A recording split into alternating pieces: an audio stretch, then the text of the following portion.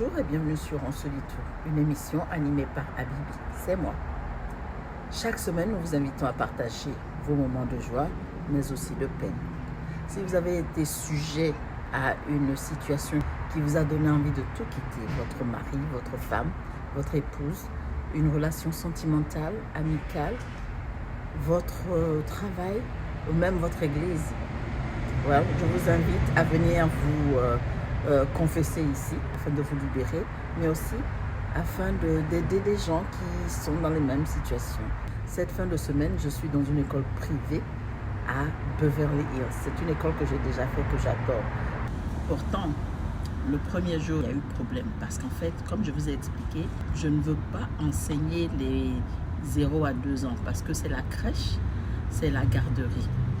Et mon agence le sait très bien. Mais ils s'en foutent. Eux, tout ce qu'ils cherchent, c'est leur contrat. Donc, quand ils ont un contrat, ils envoient ça à tout le monde. Et le premier qui prend s'en va. Seulement, ils ne donnent pas tous les détails. C'est quand tu arrives à l'école que tu apprends que c'est pas pour ça, mais c'est pour ça. C'est pas pour enseigner cette classe, mais c'est pour plutôt enseigner cette classe. Bon, tu prends ou tu laisses. Quand tu n'as pas d'expérience au départ, tu prends tout ce qu'on te propose. Mais avec l'expérience quand même, tu te dis, je sais ce que je veux et tu ne travailles pas forcément pour l'argent, bien que nous ayons tous besoin d'argent. Mais tu fais ce qui est bon pour toi. Et c'est ainsi que moi, maintenant, je ne fais pas, c'est pas que je n'ai jamais fait en plus. Au début, j'étais un peu timide, donc je faisais les 0-2 ans, enfin je voyais, ça ne me plaisait pas, mais je faisais. Mais depuis quelques années, quand on me donne, je dis non.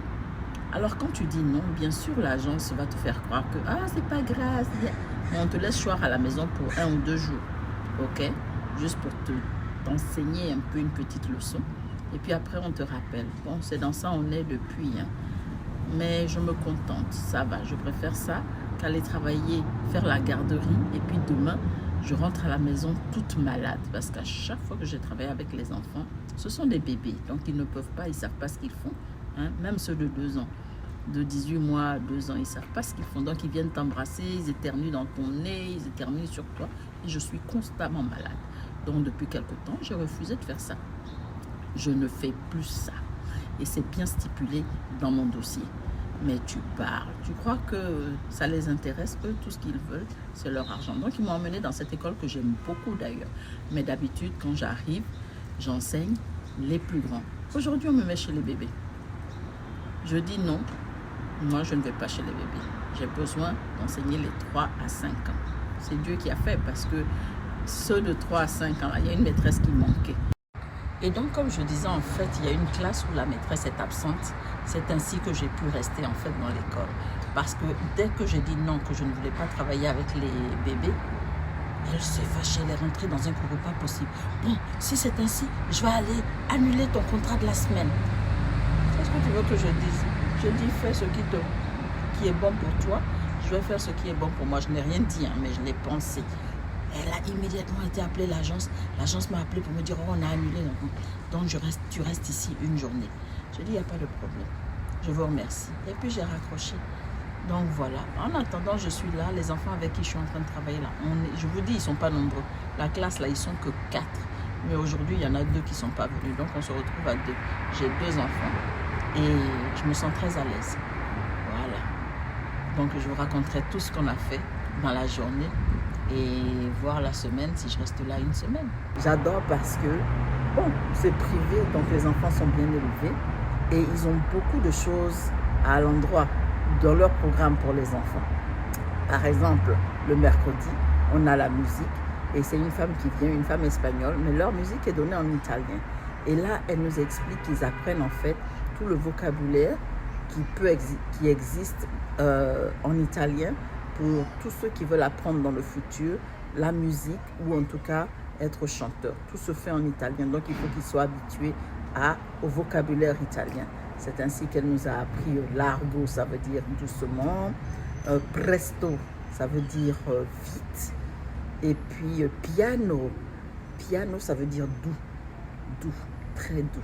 Ok, donc voilà, moi-même j'ai appris quelques mots en italien, donc vous voyez, c'est ainsi. Donc j'invite encore une fois le ministère de l'Éducation nationale de tous les pays africains d'incorporer certaines choses comme ça dans leur programme, allouer un budget dans leur programme pour tous les chanteurs afin d'écrire des chansons pour nos enfants dans les dialectes différents à l'école. Ok? Au lieu d'apprendre A, B, C, D, E, F, G, on peut leur apprendre ça avec un rythme africain en français. Les Zougloumanes, là, je sais qu'ils sont champions en la matière. Donc, c'est une idée que moi, je lance. Vous pouvez prendre ça à la volée et puis l'instaurer. Donc, voilà, plein de choses comme ça. Mais franchement, je suis contente. J'aime beaucoup cette école parce que je n'ai pas de problème. Et comme moi-même, j'apprends. J'aime faire des choses. J'enseigne les enfants, peut-être, mais en les enseignant, moi-même, j'apprends de nouvelles choses. Par exemple, j'ai fait un peu de musique dans le temps.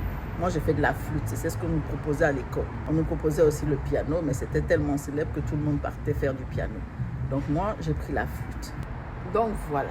En tout cas, moi, je propose que nos chanteurs africains se mettent au travail. Nos chanteurs ivoiriens, nos chanteurs du Zoulou se mettent au travail et proposent des chansons éducatives aux enfants. Au lieu de répéter bêtement la chanson des autres. Ok? On n'est pas obligé. C'est toujours dans la langue française si possible. Mais par exemple, les nombres,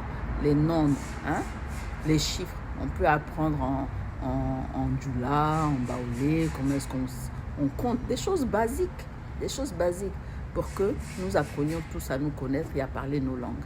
Voilà. Et les parents, parlez vos langues à la maison à vos enfants parce que c'est utile, c'est important. Ça décrit l'identité de tout un chacun. Ici, là, encore une fois, j'ai un petit Coréen dans ma classe. Quand je lui demande, il dit il est coréen américain. Voilà. Donc, c'est très, très, très, très important. Finalement, je suis restée toute la semaine. Voilà, tout s'est très bien passé. Je suis très contente. Les enfants, dans la semaine, 4. Voilà. C'est tout ce que tu demandes. C'est ce qui est bon. Il faut faire ce qui est bon pour toi. C'est les États-Unis, parce qu'ici, là, on peut te remplacer quand ils veulent. Quand ils ne veulent plus de toi, ils te jettent à la poubelle comme si tu n'as jamais rendu service à la nation. Donc voilà, c'est la fin de notre mission. Comme je disais, je suis dans une école privée à Beverly Hills. Merci de me dire ce que vous en pensez de toutes les propositions que j'ai faites par rapport à nos chanteurs ivoiriens ou en tout cas chanteurs zouglou ou d'autres. Mais comme c'est éducatif, comme c'est dans l'enseignement, on veut des chansons plus ou moins douces, agréables à écouter, pas de roucasse-casse dans la classe, tout ça, parce qu'on n'en a pas besoin. On a besoin de former les mentalités, de former les esprits et les minds. On n'a pas besoin de former les jambes. En tout cas, bon, moi, c'est un appel que je lance. Merci de liker, de partager et surtout de commenter. Les commentaires sont impératifs. Merci beaucoup. À bientôt.